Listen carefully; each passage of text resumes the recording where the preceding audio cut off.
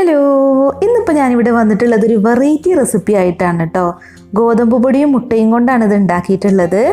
പിന്നെ നമുക്കിത് ബ്രേക്ക്ഫാസ്റ്റ് ആയിട്ടോ സെർവ് ചെയ്യാം. പിന്നെ ഇതിന് ചെറിയൊരു ചേഞ്ചസ് വരുത്തി കഴിഞ്ഞാൽ നമുക്ക് ഈവനിങ് സ്നാക്ക് ആയിട്ടോ സെർവ് ചെയ്യാം കേട്ടോ.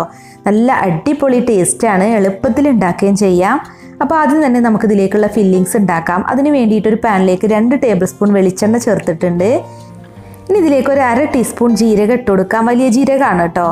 പിന്നെ ഒരു മീഡിയം വലിപ്പത്തിലുള്ള സവാള അതുപോലെ കൊത്തി അരിഞ്ഞതാണ് ചേർക്കുന്നത്. ആദ്യം തന്നെ സവാളയിലേക്ക് കുറച്ച് ഉപ്പിട്ട് കൊടുത്തിട്ട് നല്ല പോലെ ഒന്ന് വഴറ്റിയെടുക്കാം. സവാള ഇവിടെ വാടിയിട്ടുണ്ട്. ഇനി ഇതിലേക്ക് 1 ടേബിൾ സ്പൂൺ വെളുത്തുള്ളി ഇഞ്ചി പേസ്റ്റ് ഇട്ട് കൊടുക്കാം. പിന്നെ ഒരു പച്ചമുളക് ചെറുതായിട്ട് കട്ട് ചെയ്തതും ഇട്ട് കൊടുത്തിട്ട് ഒരു തണ്ട് കറിവേപ്പിലയും കൂടി ചേർക്കുക.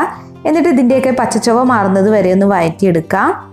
പിന്നെ ഇതിലേക്ക് ഒരു തക്കാളി ചേർക്കുന്നുണ്ട്. ഒരു ചെറിയ തക്കാളി ഇതുപോലെ ചെറുതായിട്ട് കട്ട് ചെയ്തിട്ടാണ് ചേർക്കുന്നത്. അപ്പോൾ തക്കാളി വെന്തുടയുന്നത് വരെ കുക്ക് ചെയ്യാൻ വേണ്ടിയിട്ട് ഞാനിപ്പോൾ ഇതൊന്ന് അടച്ചു വെക്കുകയാണ്.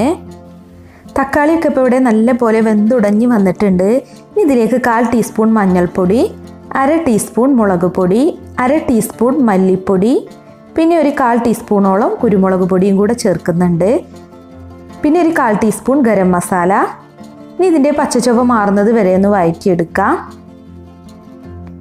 ഇനിയിപ്പോൾ നമുക്കിതിലേക്ക് ചേർക്കാനുള്ളത് മുട്ട പുഴുങ്ങിയതാണ് കേട്ടോ. അപ്പോൾ ഞാൻ 2 മുട്ട പുഴുങ്ങിയതിന് ശേഷം ഇതുപോലെ ഉടച്ചെടുത്തതാണ് കേട്ടോ. ചെറിയ ചെറിയ കഷ്ണങ്ങളായിട്ട് വേണം നമ്മൾ ഉടച്ചെടുക്കാൻ. പിന്നെ ഇതിലേക്ക് ആവശ്യത്തിന് ഉപ്പും കൂടെ ഇട്ട് കൊടുക്കാം. പിന്നെ 2 ടേബിൾ സ്പൂൺ മല്ലിയില കൂടി കട്ട് ചെയ്തത് ചേർക്കുന്നുണ്ട്. എന്നിട്ട് നല്ല പോലെ ഒന്ന് മിക്സ് ആക്കി എടുക്കാം. അപ്പോൾ നമ്മുടെ ഫില്ലിങ്സ് ഇവിടെ റെഡി ആയിട്ടുണ്ട്. ഇനി തണുക്കാൻ വേണ്ടിയിട്ട് മാറ്റി വെക്കാം. ഇനിയിപ്പോൾ അപ്പം ഉണ്ടാക്കാൻ വേണ്ടിയിട്ട് 1 കപ്പ് ഗോതമ്പ് പൊടിയിലേക്ക് ആവശ്യത്തിന് ഉപ്പും കൂടെ ഇട്ടിട്ട് നല്ല പോലെ ഒന്ന് മിക്സ് ആക്കി എടുക്കുക. ഇനി ഇതിലേക്ക് വെള്ളം ചേർത്ത് കൊടുക്കുക കേട്ടോ. ആദ്യം ഇപ്പോൾ ഞാൻ 1 കപ്പ് വെള്ളം ചേർത്തൊന്ന് മിക്സ് ആക്കി എടുക്കുന്നുണ്ട്. പിന്നെ വേണമെന്നുണ്ടെങ്കിൽ നമുക്ക് പിന്നെ ഒഴിച്ചു കൊടുക്കുക. ഒരു ലൂസായിട്ടുള്ള ബാറ്റർ തന്നെയാണ് വേണ്ടത്, നല്ല തിക്കായിട്ടുള്ള ബാറ്റർ അല്ല. അപ്പോൾ ഞാൻ ഇതിലേക്ക് ഒരു 1/2 കപ്പ് വെള്ളം കൂടെ ചേർക്കുകയാണ് കേട്ടോ. ഇതിപ്പോൾ നല്ല പോലെ തിക്കായിട്ടാണ് ഇരിക്കുന്നത്.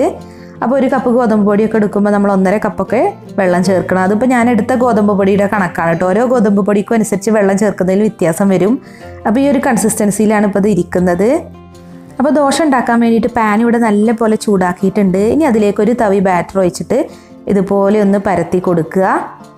ഒരു തിന്നായിട്ടുള്ള ദോശയാണ് കേട്ടോ നമുക്ക് വേണ്ടത്. അപ്പോൾ ദോശ ബാറ്റർ ഒഴിച്ചതിന് ശേഷം നമ്മൾ മീഡിയം ഫ്ലെയിമിലിട്ട് കുക്ക് ചെയ്താൽ മതി. അടച്ചു വെക്കൊന്നും വേണ്ട, തുറന്ന് വെച്ച് തന്നെ കുക്ക് ചെയ്താൽ മതി. പെട്ടെന്ന് തന്നെ വെന്ത് കിട്ടും. അപ്പോൾ ഇതിവിടെ റെഡി ആയിട്ടുണ്ട്.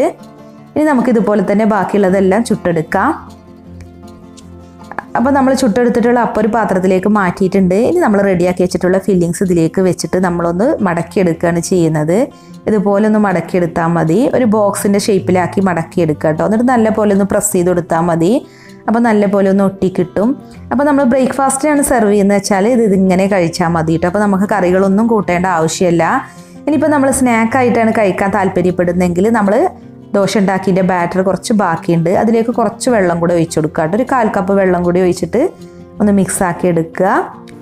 അപ്പോൾ ദോശ ബാറ്റർ ബാക്കി ഇല്ലയെന്നുണ്ടെങ്കിൽ ഇതുപോലെ ഒരു ബാറ്റർ ഉണ്ടാക്കിയെടുത്താൽ മതി കേട്ടോ. ഇനി നമ്മൾ ഉണ്ടാക്കി വെച്ചിട്ടുള്ളത് ഈ ബാറ്ററിലൊന്ന് മുക്കിയെടുക്കുക. അതിനുശേഷം നമ്മൾ ബ്രെഡ് ക്രംസിലൊന്ന് കോട്ട് ചെയ്തെടുക്കുകയാണ് വേണ്ടത്. അപ്പോൾ ഞാനിവിടെ ഒരു 4 ബ്രെഡിൻ്റെ അരികുവശം ഉണ്ടല്ലോ, അതൊന്ന് പൊടിച്ചെടുത്തതാണിത്. ഇനിയിപ്പോൾ ബ്രെഡിൻ്റെ അരികുവശമൊന്നും ഇല്ലാന്നുണ്ടെങ്കിൽ ബ്രെഡ് പൊടിച്ചെടുത്താൽ മതി, അല്ലാന്നുണ്ടെങ്കിൽ റസ്ക് പൊടിച്ചെടുത്താൽ മതി കേട്ടോ.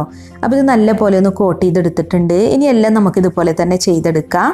അതിനുശേഷം ഒരു പാൻ നല്ല പോലെ ചൂടാക്കിയിട്ട് അതിലേക്ക് ഒരു 1/4 കപ്പ് സൺഫ്ലവർ ഓയിൽ ഒഴിച്ച് ഒന്ന് നല്ല പോലെ ചൂടാക്കി എടുക്കുക.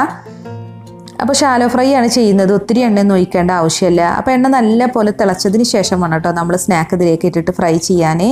ഹൈ ഫ്ലെയിമിലിട്ട് തന്നെ ഫ്രൈ ചെയ്താൽ മതി. ഇതിന് പുറമെ മാത്രം ഒന്ന് മുരിഞ്ഞാൽ മതിയല്ലോ.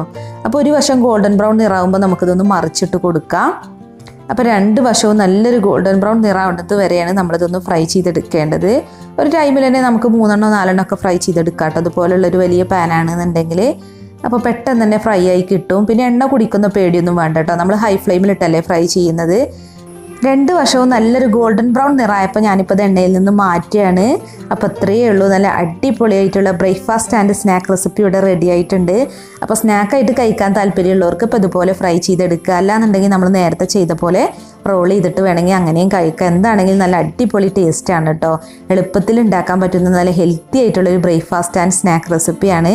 അപ്പോൾ നിങ്ങൾക്ക് വീഡിയോ ഇഷ്ടമായി എന്നുണ്ടെങ്കിൽ ഒന്ന് ലൈക്ക് ചെയ്യുക, ഷെയർ ചെയ്യുക. അതുപോലെ നിങ്ങളുടെ വിലയേറിയ അഭിപ്രായങ്ങൾ കമൻറ്റ് ചെയ്യാനും മറക്കരുതേ. അപ്പോൾ നമ്മുടെ വീഡിയോസ് കണ്ടിട്ട് ഇഷ്ടപ്പെടുന്നുണ്ടെങ്കിൽ ചാനൽ സബ്സ്ക്രൈബ് ചെയ്യാത്തവരുണ്ടെങ്കിൽ ഒന്ന് സബ്സ്ക്രൈബ് ചെയ്ത് സപ്പോർട്ട് ചെയ്യുക. അപ്പോൾ മറ്റൊരു കിടിലൻ റെസിപ്പിയുമായി നമുക്ക് വീണ്ടും കാണാം. Thank you.